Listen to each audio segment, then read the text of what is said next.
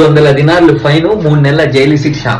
ఈ వీడియో సమ్మ తిరుగుతాందబ్బా యూట్యూబ్ లో ఒక వారం నుండి. అస్సలాముఅలైకుం, నమస్తే నా అందరికి. ఎవరైతే కువైట్ కి వచ్చిన వాళ్ళు ఉంటారో, ఎవరైతే కువైట్ కి రావాలనుకుంటున్నారో వాళ్ళందరి కోసం ఈ వీడియో అన్నమాట.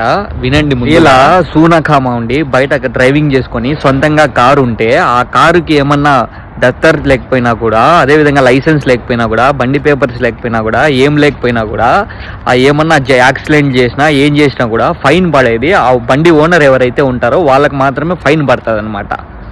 ఫలానా దాని టైం అయిపోతుంది, నువ్వు రెన్యువల్ చేసుకో, దానికి డబ్బులు కట్టి అని చెప్పేసి ఒక ఇదైతే వస్తుంది అనమాట.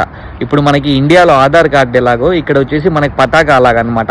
పతాకా కూడా అంతే. ఏమన్నా పతాకా ఎక్స్పైర్ అయిపోతాయి, దానికి ముందుగానే అనేది వాళ్ళు నోటిఫికేషన్ పంపిస్తారు, ఫలానా డేట్కి ఎక్స్పైర్ అయిపోతుంది, సో దాన్ని డబ్బులు కట్టి రెన్యువల్ చేసుకో అని చెప్పి. అలాగేముంటుందన్నా, ఒకవేళ మన సొంత డ్రైవింగ్ చేసుకుంటే, మనకు సొంత కారు ఉంటే మనకి ఫైన్లు పడినా ఏం పడినా కూడా అది మనం బేస్ అయి ఉంటుంది, మన పతాకా మీద ఫైన్లు పడతాయి. ఒకవేళ మనం కువైట్ ఇంట్లో పనిచేసేట్టుగా అయితే ఆ కువైటీ మీద బాబాకి కానీ మామకు కానీ వాళ్ళకి ఫైన్ పడుతుంది. దానికి మనకేం సంబంధం లేదు, ఎవరు భయపడద్దు. కొన్ని న్యూసెస్ అయితే వస్తాయి, ఇలాంటి న్యూసెస్కి భయపడి ఎవరు కువైట్కి మేము పోలేము రాము అని చెప్పి అనద్దండి అన్న. అలాంటి ఏం జరగదు, మీకు ఎటువంటి ప్రాబ్లం కూడా రండి లేదు. కువైట్కి మీరు ఆరాంగా రాల్చి మీ పనులు అయితే మీరు చేసుకోవచ్చు అన్న, ఓకేనా.